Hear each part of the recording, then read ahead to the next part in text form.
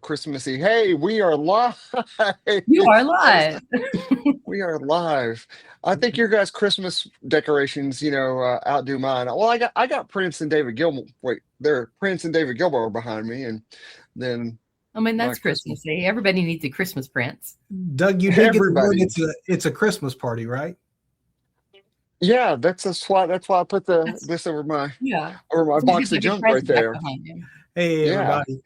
Thank you for joining Storytellers Union. We're only a week late, which, for us is, That is was on time.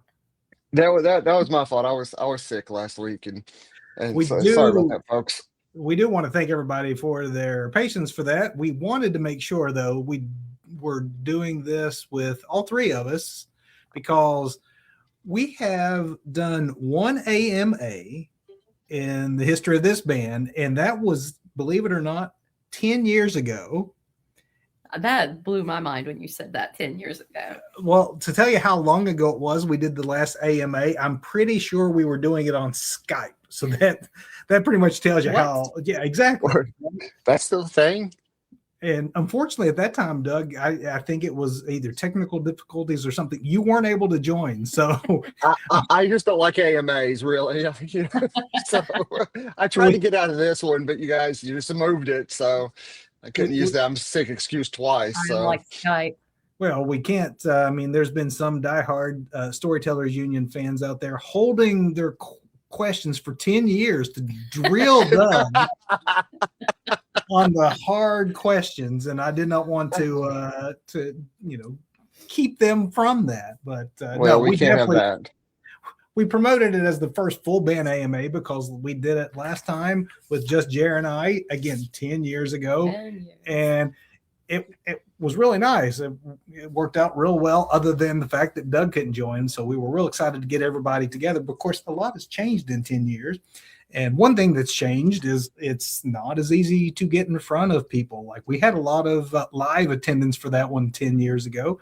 And I know the algorithm doesn't necessarily play the same way anymore. So we know a lot of folks will probably not be watching this one live as much as watching on demand. So we have been soliciting for questions. So thank you to everyone who submitted a question in advance. If you are catching this live, feel free to ask questions at any time in the comments. But otherwise, we will go through. We have some good questions, and I have not shared these with anyone. I've just been collecting them. And these are not just, hey, what's your favorite color kind of questions. We had some people ask some really, really good, deep questions here. I think it's a bit unfair that you know all the questions. Well, I'm not going to do any of the asking. I and had the questions in front of me. I gave them to Oh, and you. okay. I'm just now looking at them and kind of laughing because But any questions that come live, it's going to be new to all of us. But That's true.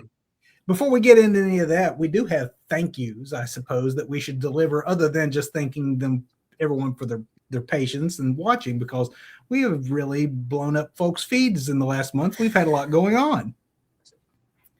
yeah, I appreciate everybody's comments and feedback. It's been really kind of fun to see people out and they're like, hey, I listened to the album yesterday, or downloaded it for a trip, and forth. And so it's Mark, if you're watching that. this, you and Leanna, thank you for that. That was a really sweet thing to hear, that you all went driving around with the new album. But we've had the new album, which is still out there on Bandcamp. Go listen to it. Leave your darlings. We've also put out 2 videos, newer videos. We already had older videos from this album out, but now, 5 of the songs have videos to them. So Wow. if you missed it, because it was going to be the surprise gift, have we done this last week, is we surprise released another video. So this past weekend we dropped A Visitor, and if you have not yet seen that on any of our platforms, definitely go check that out. So that and Poison at the Womb, 2 videos and an album, and now an AMA, all within like four weeks. We're crazy. We're crazy after 10 years of silence. Wait, it's not been 10 years of. So how long has it been since the last? I'm so It has confused. been It's been 10 years. 5 years Okay. between albums.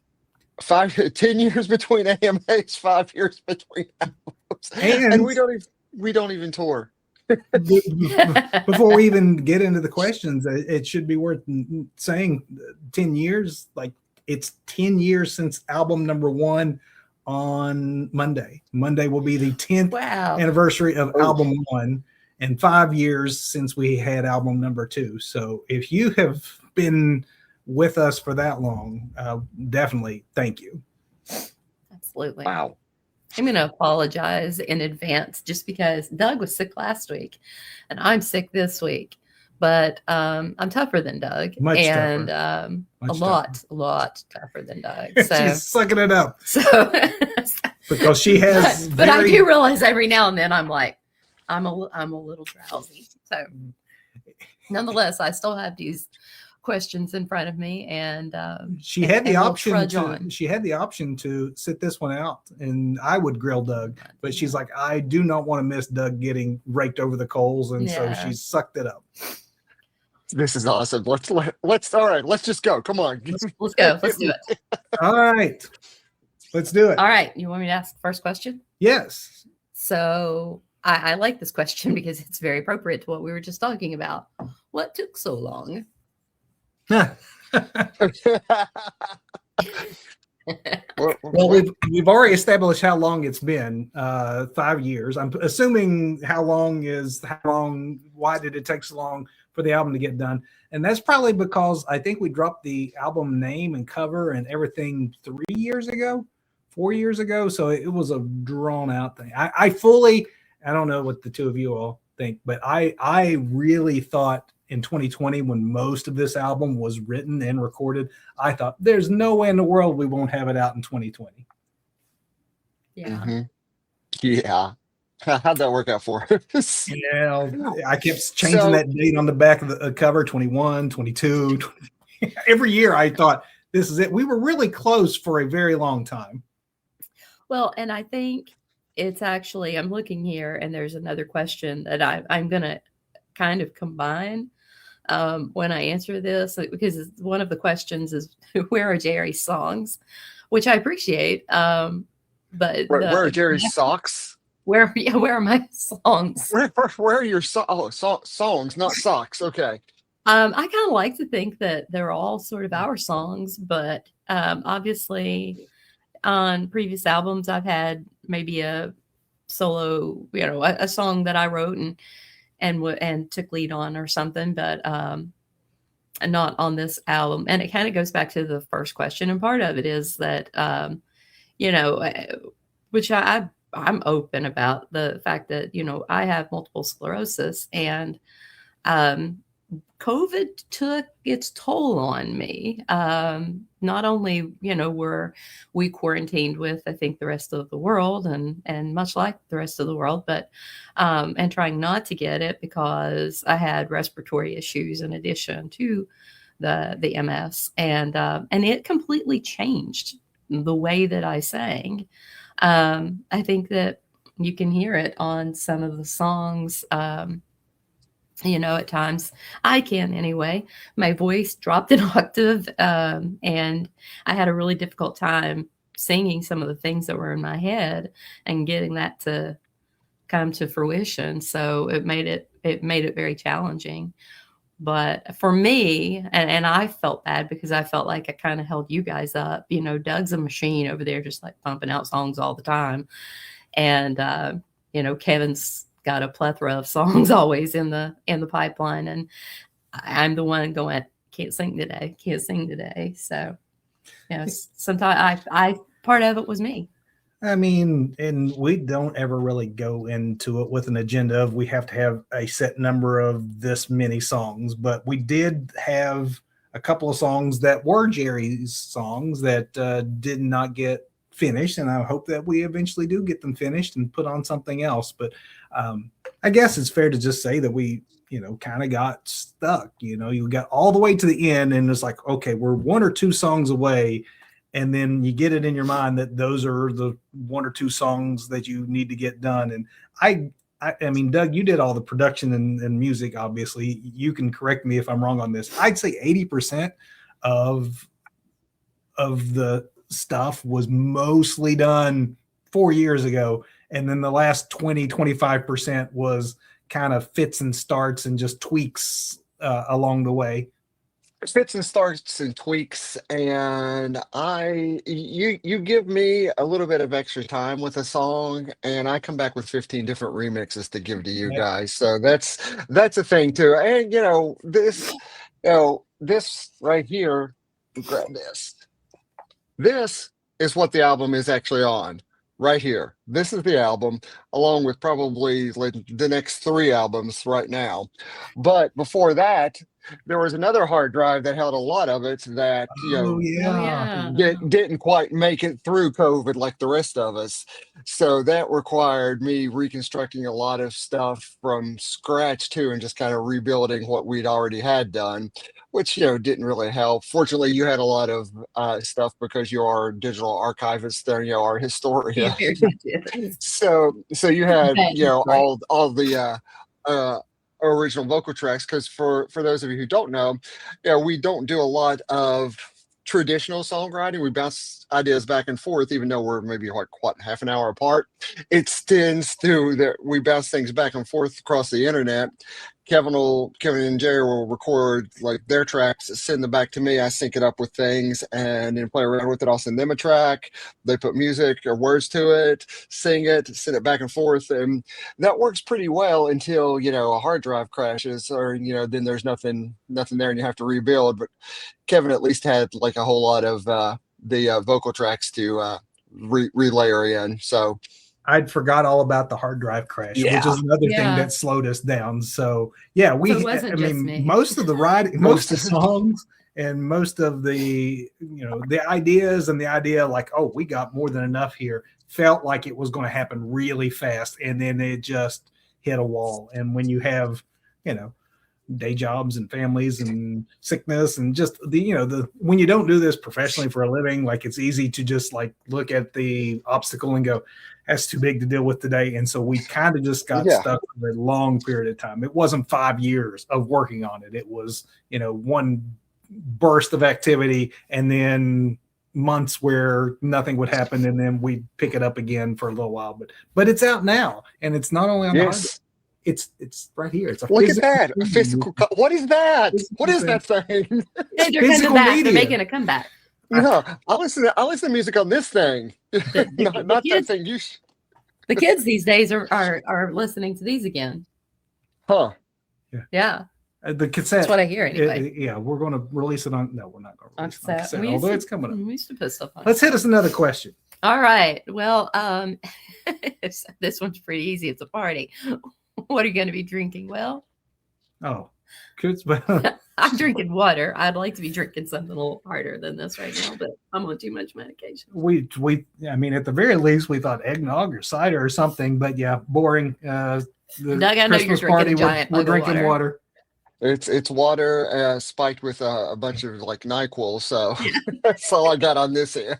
See, well, at least the NyQuil adds some fun to it. Doug and Jerry are keeping it rock and roll. They're both on drugs, right? Cold medication. Hey, but we're here. All right. Yeah. Well, that's our boring drinks now. So, did the song you all were trying to finish a few years back make the album? I'm not hearing it. Which one was that? The song. We did a video series on trying to finish. Yeah. Which was at Holly River State Park. When we ended up stuck in the mountains and had to be rescued. It didn't. And again, that falls to me. I wasn't satisfied with it. So you've probably heard us say this before, that we joke, Doug and I always joke that Kevin's Mr. One and Done. Like he does one take, he's like, I rocked, it was great, and he just like drops the mic and walks out of the room. And me and Doug are like, it's not done. It's not done. It's not done. So I can go back and remix and re-record every song we've ever done, and they're never, songs to me are never finished. They're just released. So no. And it goes back to, I think sometimes too, the song that we were writing. Actually, I had started it. It was some music that Doug gave us. That I also still hope sees the light of day. It's an amazing song. The tune in my head, I probably should hand it over to Kevin because Kevin is really good at taking Doug's music and crafting a melody to it. But I didn't like. Well, I shouldn't say I didn't like. I didn't think I could achieve the melody. Like I was like what I was hearing in my head. I'm like, I can't do it. I can't sing that. You know what I'm saying? Like sometimes you may want to write a. I liked where she was going with it. I think that it probably, I mean, it really relates back to the first question about like, you know, what took so long. That one song, not only was it a song that we all kind of really liked, it sounded so epically like this is obviously our closing song. And I think in my mind, when I get something in my mind, I get like single focused on it. This was the last track. We weren't done until this track was done, and it was the last song. I think that it's kind of ironic, I guess, with the title "Leave Your Darlings," but this was a darling we had to leave. I think the only way we got unstuck was honestly realizing that we need to go a different direction, and just this one isn't going to happen. And part of that was you letting just like it go. Hadn't written anything, because you also oftentimes don't feel like you can write more stuff until you finish certain things. Yeah, Doug's got like 5 albums ready to go, and I'm like, I don't want to hear anything until this is done. But you were like, we need another song or something. It was just said. And giving up on that song, as hard as it was for me to want to do, because I wanted it to come together so badly. For one, because it was good, it was a great closer, and two, I like having Jerry's songs on the album, and I wanted her to have at least the one, and hated to think of going forward without her having a solo lead. But and that's not a big deal. It doesn't to me. matter it's to really her not. as it's much as it not does to me at all. I've always considered myself a more, like more of a harmony and backing vocal. Like it's what I absolutely love. Kevin can tell you everything we listen to, I will do the harmony vocals instead of the lead vocals, and most stuff that we're sitting around listening to. So it's just what I like. Jared, for what it's worth, I've always thought of you as our George Harrison more than our Patti Scalfa. So thank you for that. That's a good one. Yeah. That's a compliment. That's a big compliment. Now you don't get to ask him the hardball questions. Patty's nice. Patty's a really good example, because she does add so many flourishes to these, just these little background flourishes, and some of her just little flourishes that she adds to a song is sometimes my favorite part. I did feel better when I did, when we were going through final mixes, and I'm hearing on headphones and like dissecting things, and it's like, okay, there's a lot of Jerry's vocals on here, and I had to get it out of my mind. Jared doesn't have a song because Jared's all over the album, and I didn't want her disappearing for any periods of time or stretches, and it's throughout. She provides really good backing vocals. So. And a duet, our first ever duet. Well, so that leads me to the next question, which is what's your favorite song from the album and why? Doug? Oh gosh. And you must know the title of it. So not happening. Wait a minute. That's a hard question. That is a hard question. I am going to say Visitor, actually. Was just recently released, because that started out as one thing. It started out as just like a single riff and kind of built from there. And really what I ended up turning over in a mix, I think you guys had already like nailed the vocal parts, and I did a mix, but I wasn't happy with it because it was basically just a riff and some chords for a chorus, and it felt like it needed more, and it became more of like a heavier Zeppelin kind of stomp, I think, or maybe I'm just inflating my own ego there and thinking it's that, but to me that's what it became. And then when I got a EVH Wolfgang, and I'm a hardtail guy, not a whammy guy, but it just works so perfectly, just starting in the song with that. So I just like Visitor. That's actually my favorite riff of yours. I think that's ever, not just on this album. I wouldn't say that we're a heavy riff band like we're a lot of the early first 2 albums in the EP, a lot of melody and not as much just riff based. A lot of chordy singer-songwriter, strummy kind of. which I love. But I Yeah, also same. love, like, when as soon as I heard that, I'm like, that is just that kicks. I love that riff. So, Yeah. How about you? It's hard. Yeah, it is hard. But I think the probably, and I think that shifts day to day. I mean, it would for me with any album. I'm, just like whatever you happen to be listening to sometimes at the time. But um, Heroes comes to mind a lot Interesting. because I love the music. There's fantastic, epic music to it, and then Kevin does a different voice on that one. He goes low on that, and I love it. I think it's fantastic. It's also, I won't steal your story, but it's got a very personal depth to it. Yeah. And but the yeah, I like the difference in that song on both. Yeah, just all of it. It's like picking amongst your kids. Yeah. It's like I've always been like, whatever song I'm currently working on is my favorite song because you're Right. excited. Yeah. So in some ways, Scene of the Crime, which is the only song really yeah. that dates to 2025, that one helped get us Mhm. unstuck. That was kind of, we still need another song if we're going to act some of these other songs. Right. We're going to have time to tell stories about each individual song. We did that with the last album. I think we're going to do that with this one in I like that. 2020. But I like different songs for different reasons. I like that one because it's the newest. I'm really proud of the way that Baggage Never Sorted turned out with the lyrics and things of what I wanted to accomplish and what I wanted to avoid. I felt like I managed to do that. If I had, though, and I don't, well, Hide I like because we'd never done a duet before. So there's a lot of different reasons why I like different songs. But if I had to pick one, I really like Everybody's Got It Wrong just because it has so many of the other elements I was just talking about. It has a really great Doug riff. I'm proud of the way the lyrics turned out. There's a lot of like different references and things that I tried to pull into that, and I thought it was pretty successful. I kind of like the Stonesy swagger of it, and then Jer's great vocal accompaniment on that with all the haze and thing. I just think it's a kind of an exciting sort of a 60s garagey kind of track that just feels like a throwback and different than anything we'd done before. And I would probably pick that one. Well, cool. You mentioned Scene of the Crime, and there's a question about that. So let me go to that because it says Scene of the Crime is my favorite of the new songs. What inspired that riff? That's a Doug.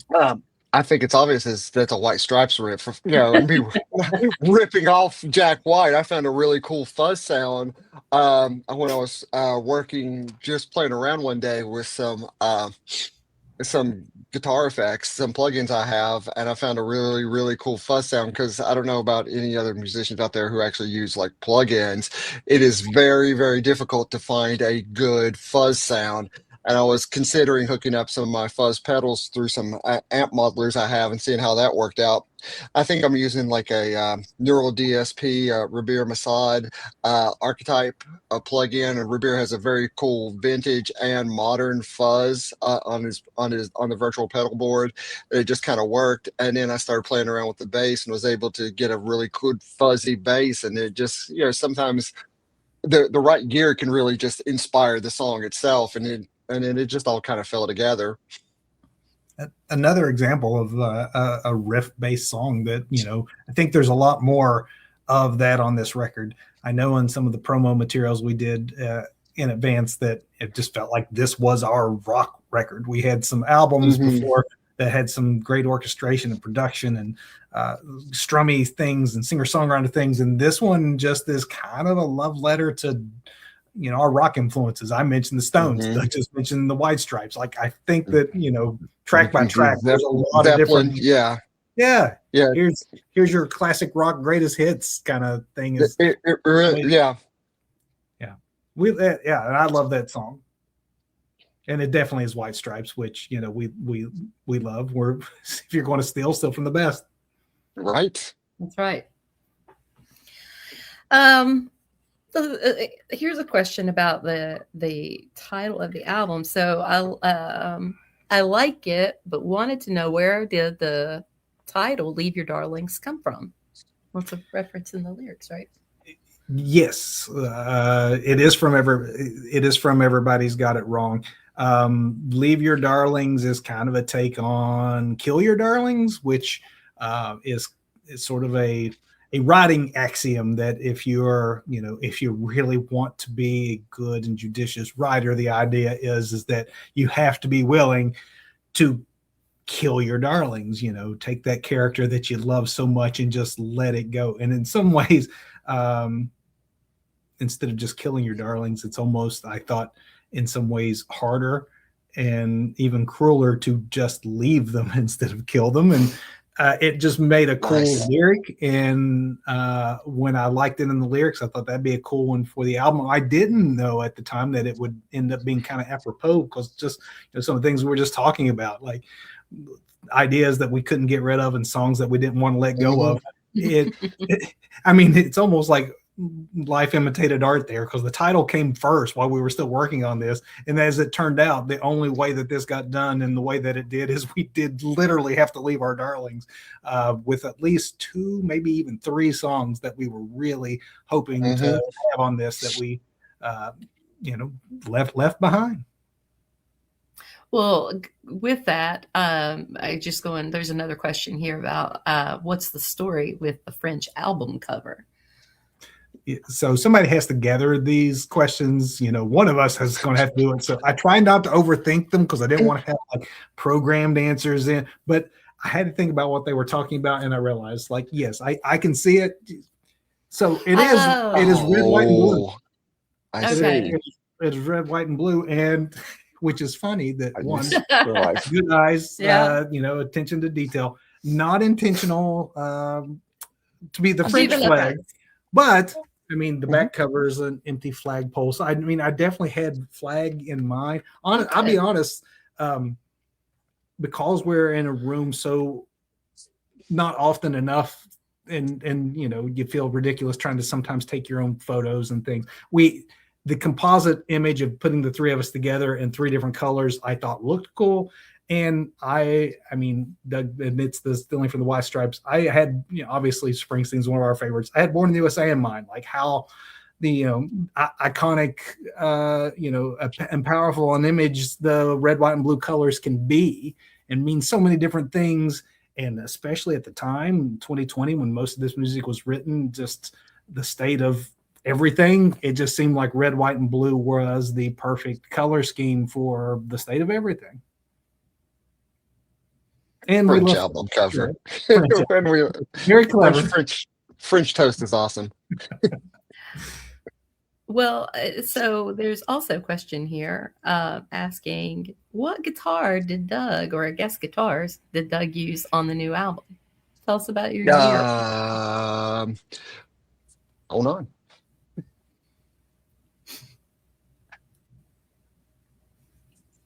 So there's this, which is what I used a lot of in the last year. Like, this was the guitar I wrote. What's the song? Yeah, go ahead, buddy. Yeah, shut the door so the cats don't get in. Liam's home, so it's time to build Legos too. But this is what I wrote a lot of the later stuff on, like the cover Politics. I recorded with this, but this is not a stock a SA 126. I always wanted a ES335, but couldn't justify the price, and I don't really like really fat necks either. So I'm not sure if you can tell, but this is a super thin neck. So this is much more my home, but I didn't want the humbuckers in it. So I've got a mini humbucker sized humbucker here, and this is a humbucker sized P90, because I love single coil P90s. But that was a lot of the later stuff. And then most of the earlier stuff, other than Visitor, was recorded with this, which is my Kiesel I've had for since 2015. Custom ordered it from Kiesel. I think they were Kiesel Carve, and they were going through a switch at the time. I wanted to know if I wanted to Kiesel the Carve and headstocks out with the new Kiesel logo back then. I've swapped out the pickups in it too, because I just like songs, I always tinker with my guitars too, because the guitars are never finished being built. But ironically enough, like there's two guitar solos on the album that aren't actually me playing at all. They are because this was 2020, and I went through this like phase of like hip hop and beat making just for kicks and giggles, and was working with a lot of samples. But after I got stuff back from Kevin, because again, our songwriting is passing things back and forth. We had a very Stones-ish, groove with. I'm just going to Everybody. call it. Yeah, Mr. everybody. Radley. Everybody's got it wrong. Mr. Radley got it right. That really long song title was like, Yeah.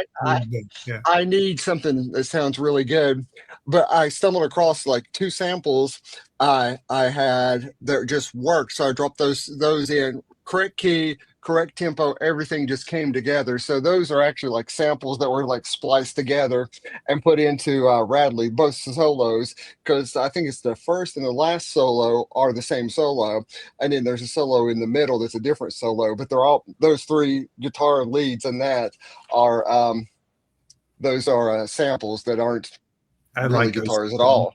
Yeah, it sounds But great. it just worked. I had to do that producer thing. Do I suck up my pride and put down like some subpar solo? Because I've never really thought of myself as a lead player. I'm more of like the chordy riff guy.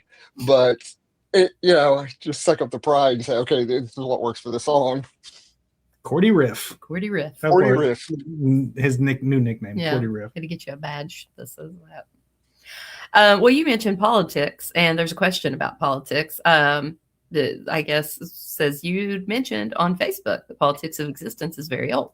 What's the story there, and what made you put it on the album, the new songs? Okay, so we are going to in 2026. We will go song by song and just drop like a video on each of them eventually. So we'll get deeper into how this came to be. The short version of the story, make sure we can get up through our questions here, is that because we took off two songs that we mentioned earlier, we dropped two. So we went from being almost finished to, well, now we're going to have only 8 or 9 songs. What are we going to do? I don't like just 9 songs. It didn't feel like long enough. I wanted it to be a short, concise album, but I didn't want it to be that short. Like, we need one more song. Doug, do you have another song? And so we thought, we want to do two things here. Like, we can either go 2 routes. We can either try to write something new, which maybe takes some time, or we could perhaps go through the archives and see if something we'd never put out fits. And we did one of each. A new song, which was Scene of the Crime, and then we did Politics of Existence, which is actually the first song Doug and I ever wrote together in our first band. It probably dates back to 1989. Yeah, that sounds right. It felt like it fit the theme of the album. Like, if we needed to, we could get it to work.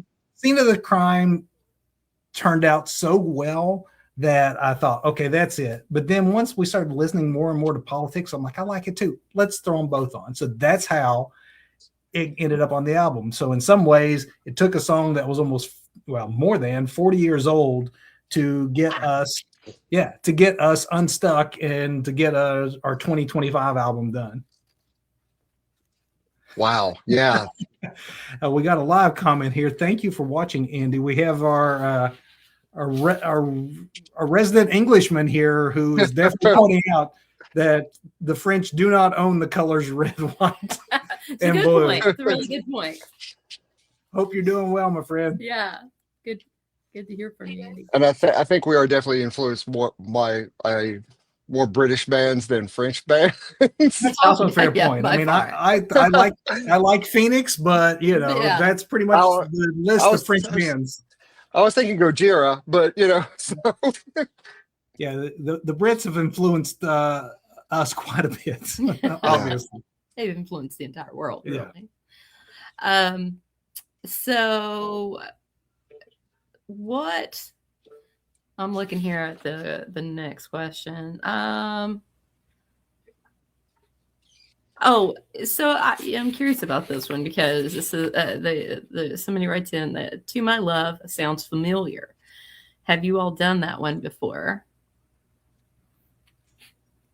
That is one of the older songs on the album, And if you have followed us for a while, there is a chance you heard it. I can't remember the service we put it out on. There's a version that we did. It wasn't Bandcamp because that's where we are now. Was it something did you put things out on SoundCloud at one point in time, Doug, for us? Was that one that was out on SoundCloud? It's possible. I don't really remember a lot before 2020 at this point. Most of the songs did come in 2020, the music and the lyrics. There are a few songs that date prior to that, and To My Love was one that we did have an earlier version of, and we did put it out there on the internet somewhere, even though it had never appeared on an album. And as it turned out, even though we lost the song that we thought would be the perfect closer, not only does To My Love deal with loss and grief and some of the other themes that come through the rest of the album, it just felt like this is an epic ending. And now I can't hear this album without thinking that there was another song that would have worked. Yeah. So what would you say is the biggest difference between the new album and your others? I think this one has a lot more rock tunes, upbeat tunes. I mean, there's a lot of, I think, driving force in a lot of the songs on this album. Yeah. I mean, that's my thoughts. Definitely the first album was, here is the songs that we've been working on for our adult lives, and like we're going to cobble the best ones together and put them out. And so now we're a thing, Yeah. It's an album. Album number 2 was more of a, here's some of the things we would like to have done for album 1 that were too difficult, so we're going to take our time, and it's a real produced album. This is the very first one that I feel is like not a collection of songs that we have. This feels like it was all written in the same space of time. So thematically, musically, this one feels like a more of an album to me than even the first 2, which were great collections of songs. They have some of my favorite things on it, but this holds together as, if you want a quick 40-minute blast of rock and roll, you can have fun with this one. Mm-hmm. Yeah, I think that's good. Everything else has been more of a collection of songs. I do like that description a lot. And this is a much more focused effort by us. Yeah, I agree. Yep, I agree too. So I think Hide is one of the best songs you've done yet. Are you planning to do more duets?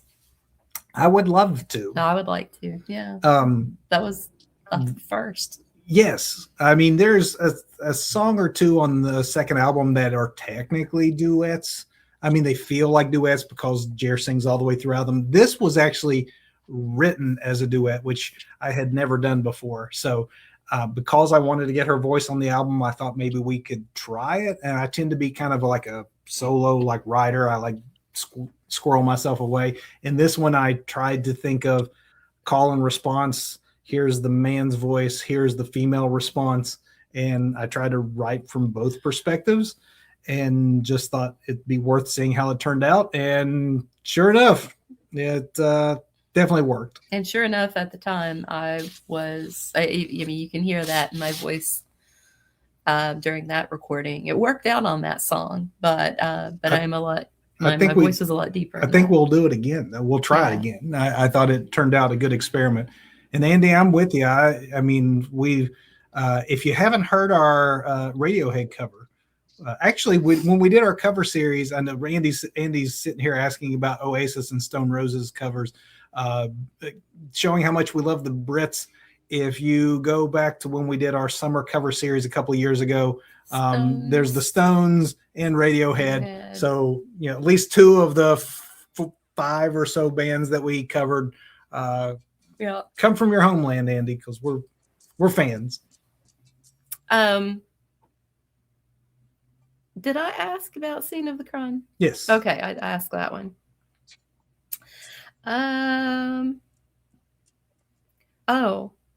So while we were talking about covers, somebody asked, it's a Christmas party, do you all do holiday tunes? I would like to. But that's just because I like to sing things. There is no No, there we is no don't. plan for a Storytellers Union Christmas album. That tends to be when you're later in your career, you don't have any other ideas. You, for a quick buck, put out a Christmas album. I have nothing against Christmas albums or Christmas music. We don't make anything on this, so we don't need a quick buck. Thanks for tuning I in. don't. We I appreciate don't you. like Christmas music. I have everything against Christmas music. I just don't like. There's no good Christmas music. There you heard it. There you heard it. They're From the straight Grinch from the himself, Grinch. yeah, at a holiday Yeah. party about the Christmas bah humbug is pretty much, that's what we're going to call the Storytellers Union Christmas album. Actually, if we do a Christmas album, the way that we start on it now, 5 Christmases from now in July of that year, we will finally have it done. So look for Maybe if we Doug did- Hayer's bah humbug coming out in 2029.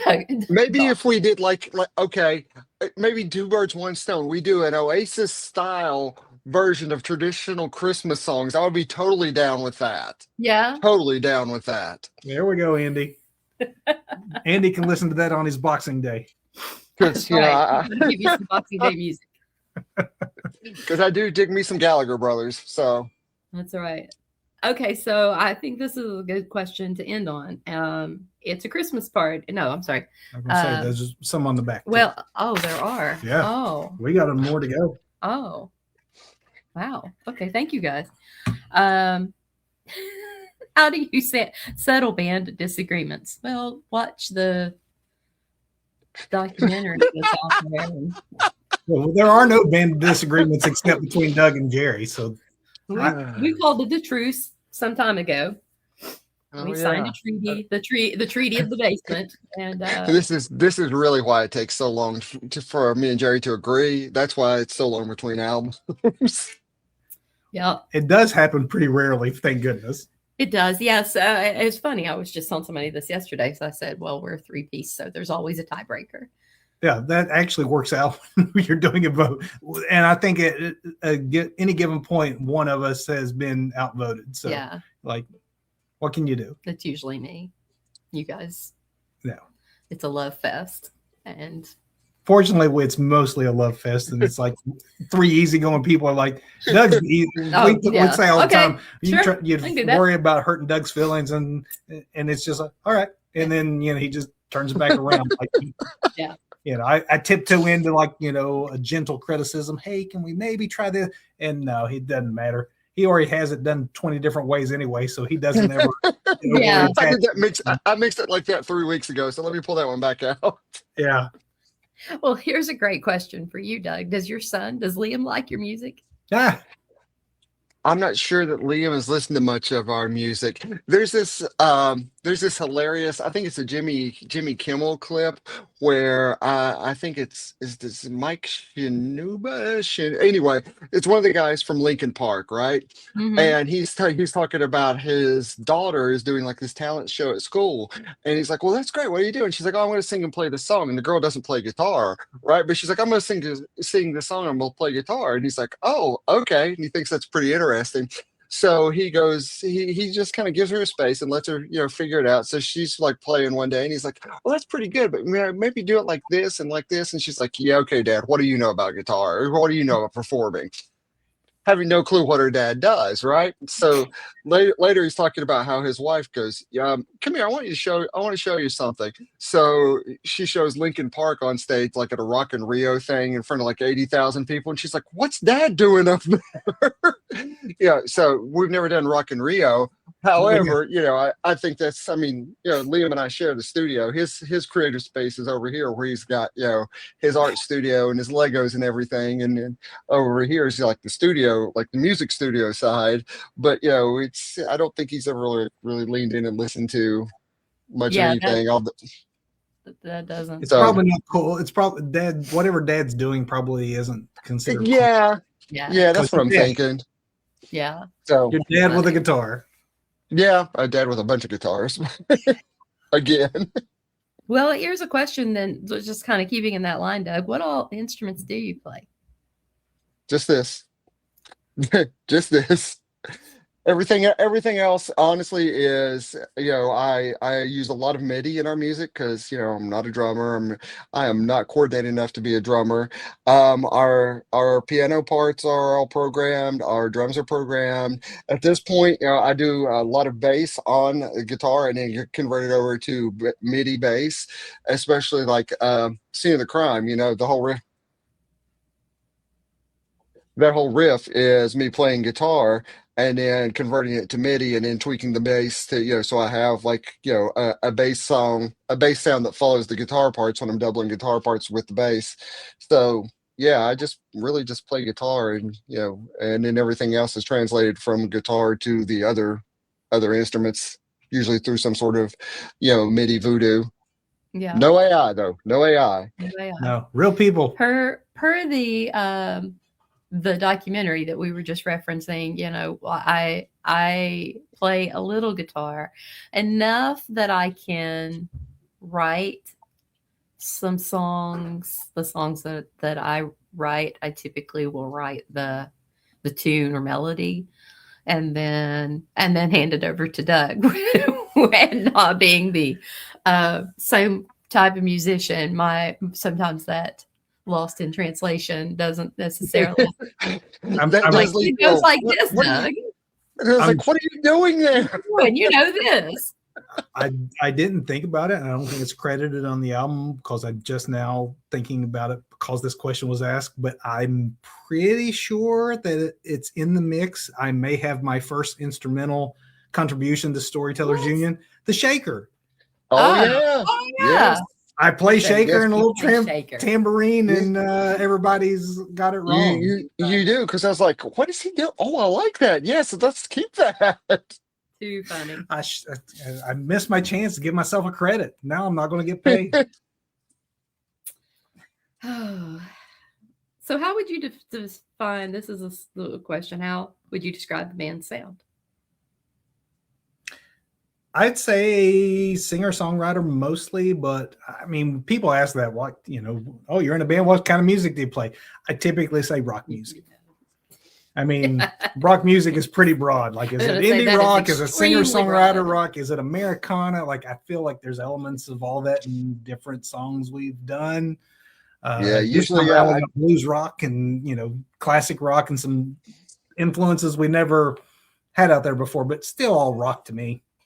It's all rock to me, but I usually answer that. What kind of music do you guys play? I usually just answer good, but that's yeah.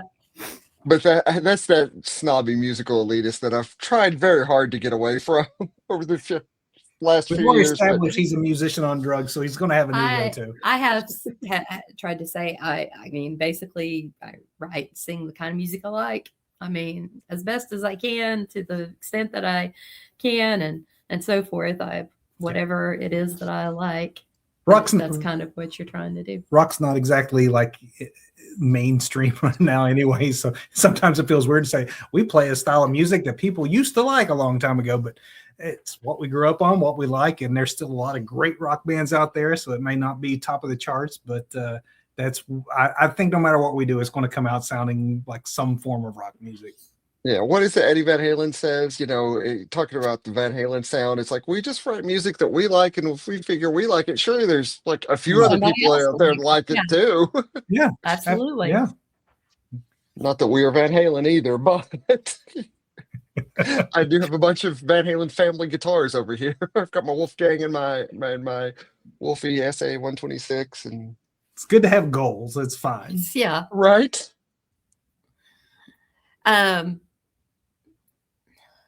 Let's see. I'm looking at what's with all the parentheses in your titles. I'm like, thank you for whoever submitted that one. I think I know who that was.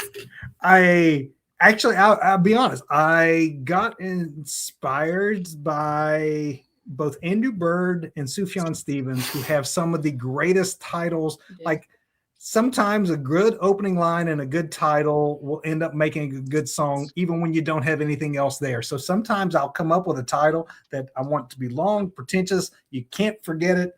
And then attempt to write a song that lives up to the weightiness of the title. So I like a lot of parentheses songs. I do that a lot in my titles. I think he just likes to see us struggle with the song titles after he's titled the song. You're going to call them whatever you going to call them Yeah. anyway. Well, you know, I purposefully give them ridiculous names as working titles when I hand them off, knowing you'll come up with something, you know. But And then you will have one word that you will call it, no matter if I use 5 exactly. or 10. It's Radley. Like Radley, it's Radley because I don't Radley. know the rest of it because it's so long. The football song. And, well, they're all about Friday Night Football anyway. about So Scene of the crime, a slight return. Come on.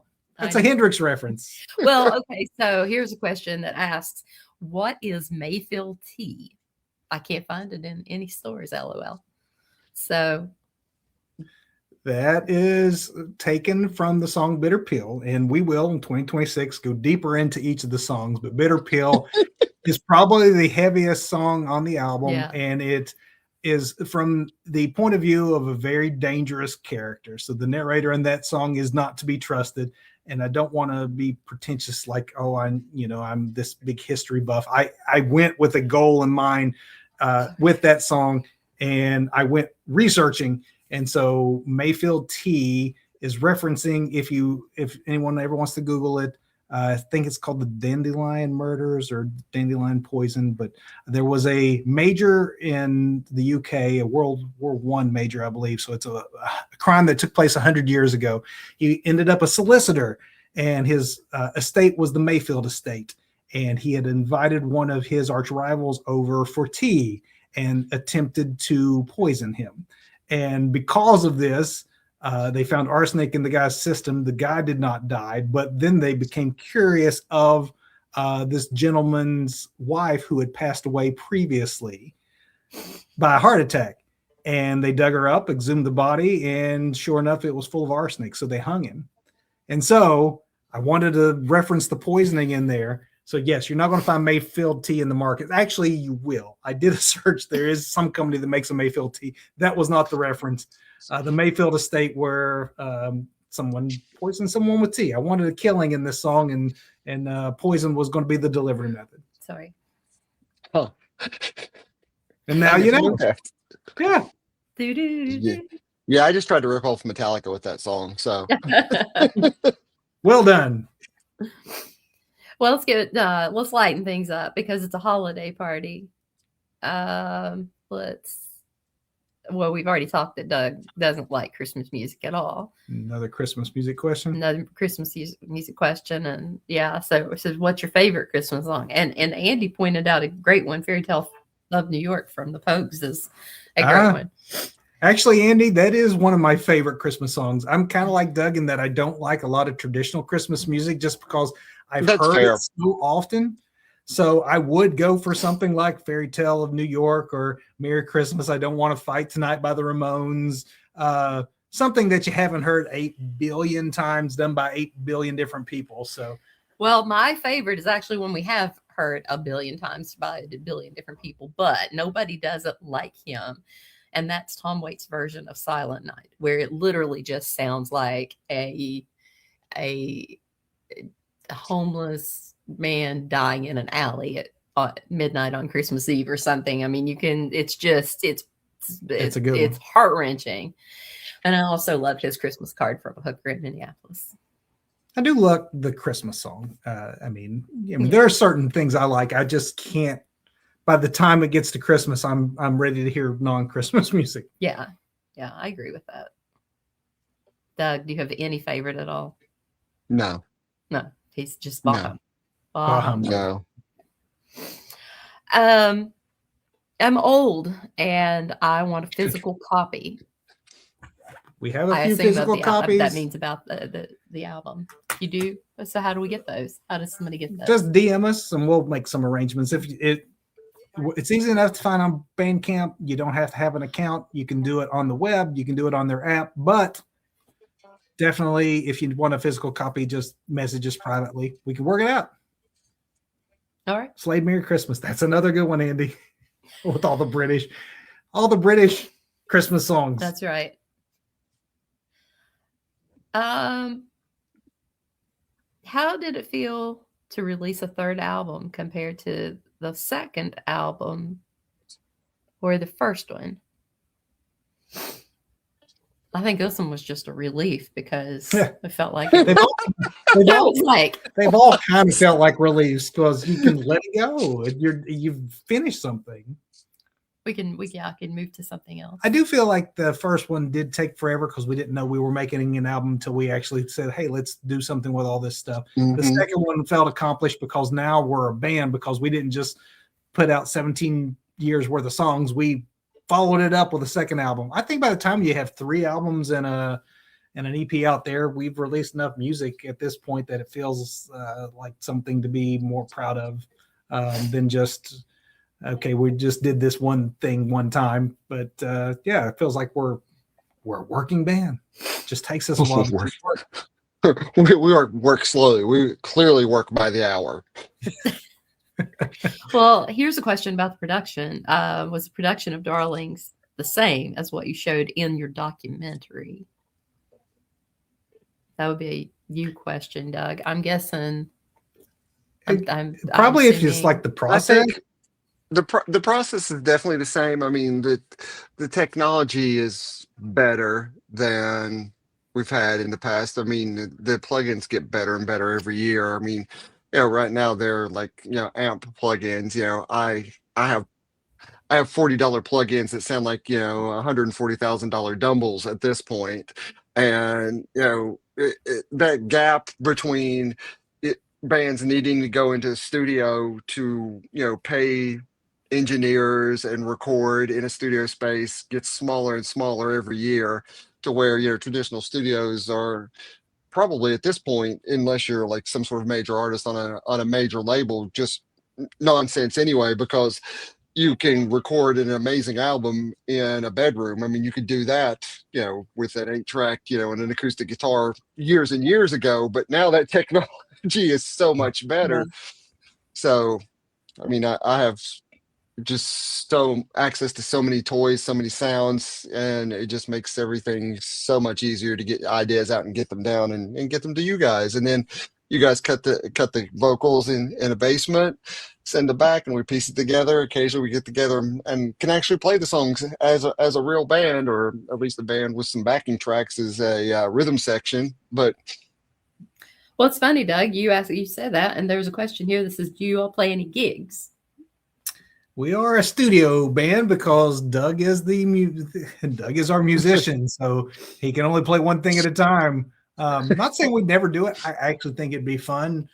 We do have a lot of musician friends, so maybe one day we can get some friends together and jam and play some of their songs and they play some of ours. I think that'd be fun because we used to in our high school and college days, we had a functional, like, full complement of musicians, a band that could actually play live. But not opposed to it. But honestly, it's why we do things like this, because we're not a band that's going to be able to, here's the album, now we're going to go out and play shows and record it to get people to know about it. So we do try to be as creative as possible doing things like this or putting out videos so that we can draw attention to the work. But no live shows currently. All right, let's wind this down as we get close to the 9 o'clock hour. And Doug, what do you want for Christmas? Since it's a Christmas party. What I want for Christmas? What do you want for Christmas? Well, I wouldn't mind one of those $150,000 dumbles that I was talking about, but so, because it's nice to have, like, an emulation, but having a real one would be really good. So if anybody wants to buy me a dumble for Christmas, okay. I mean, you got to put it out there. If you don't put it out there, you won't get anything. Exactly. What do you want? How about you? I can't think of a thing I want. This is why it's hard to buy for him. Just want to be surprised. That's fine. Or just, peace on earth or something simple. Peace on earth. I love Christmas villages. If you know me, I love Christmas villages. And there's Christmas village stuff at Menards, which I always refer to as Menards. But, and if I got all of the Christmas Village stuff that's over there that I wanted, that would be like $1,700 worth of Christmas Village stuff. So I joked that I was going to start a GoFundMe just so I could, make renovations to my village and upgrades. But yeah, so it's not Doug's $140,000 guitar. I mean, I'm pretty sure you'll get your village renovations before I get a Dumbo. Probably. So I do think we are getting to the top of the hour. Not that we have a deadline, but I think we've asked most of the questions except for a couple. I'm going to ask this one because we didn't get this one, and then we'll end on that one. Mm-hmm. People wanted to know what we're listening to. Mm-hmm. What music are you listening to, Doug? Christmas music, oddly enough, it's really odd. Good. Traditional, yeah. Very traditional, yeah. Actually, I have still got the most recent Tyler Childers album in heavy rotation here at the house. So Yeah, it's not that new anymore, but I mean it's still new-ish, and it is still in heavy rotation. I think that was my number 2 most played album. You? In 2025. Gosh. Oh, I always you answer this question and let me think. So while she's thinking about it, I will say, and this is a plug, here's another gift. Since we already put the video for a visitor out, I am going to drop my favorite albums of the year list as I've done the last few years on Storytellers channel. We will start that tomorrow. This was a great year for reissues and box sets. So there's a video tomorrow on the best reissues, box sets, special releases, honorable mentions. And then I'll start doing my countdown. I have 30 albums that I'm going to be counting down. And by this time next week, all the video will be out there and you can see my total top 30. As far as what I'm listening to in these last few days, weeks, not necessarily 2025 music, we have been hit, those of us who love music, by some just terrible losses. Yeah. So my Todd Snyder shirt on here, it still just breaks my heart that he's gone. Been listening to a lot. Raul Malo and the been Mavericks. Listening to a lot of the Mavericks the last couple of days. One of the greatest voices in music left us. Both these men were like 60. Yeah. So just way too soon, too much tragedy. But that new music, that Tyler Childers, Ryan Davis, My Morning Jacket, a lot of Kentucky bands putting out stuff this year. Amanda Shire's new album has been on heavy rotation and in my car. So that's a Haley Williams. Album. The Haley Williams album is really great. So a lot of good stuff out there. Always. Yeah. You want to bring us home? I think if we didn't answer your question, we will send you a response. It's a good ending right there. Yeah. Do you have plans? Do you have plans for more music? No. We just put out an album and gave you 2 videos. Doug hasn't written anything in a while. They want more music, Doug, already. So you know what? We could give them more music. I would like to set a goal for us this year to put out something. Don't do it. To put out something right now. Not within the year, but I say 6 months, because I have a set of songs. Cut him off. Mute his mic. There's like 12 to 14 songs ready to go. Very, very Springsteen and the E Street Band inspired stuff. Is definitely a solid collection. Reel us in. He's crazy. It's not. It's very, very unlike anything we've really done before. Really. I feel like the first 3 albums are all have their own unique personalities. I have not heard any of this that Doug's talking about, because I knew if I did, I'd get distracted before Leave Your Darlings came out. So yeah, we're always working on something. There are the songs that didn't make this last album. I still would like to see the light of day. I think we've talked in the past that, between albums, there's always opportunities to put out music without it being an album. So I wouldn't be surprised. We have a couple of really great songs that just didn't fit the theme of this album. And again, not to sound Springsteen-y but there was a theme to this album. I'm like, it doesn't fit the theme. It's a great song, but it's got to go. Mhm. But there's several of those songs I think we might end up putting out as we work on the next thing. But I am always looking forward to the next thing. So absolutely, we're not done. We have a lot more we would like to do, and hopefully Quite a have the bit time more. to do it. And I mean, with that, I think we answered everybody's questions. And those that watch live, we really appreciate that. Thank you. Yes, and thank you all for watching this, listening to the album, giving us support and just encouragement. It's absolutely means the world to us, especially at the level that we're doing all this, that anyone pays attention at all. And there's so many things competing for your attention. We appreciate that.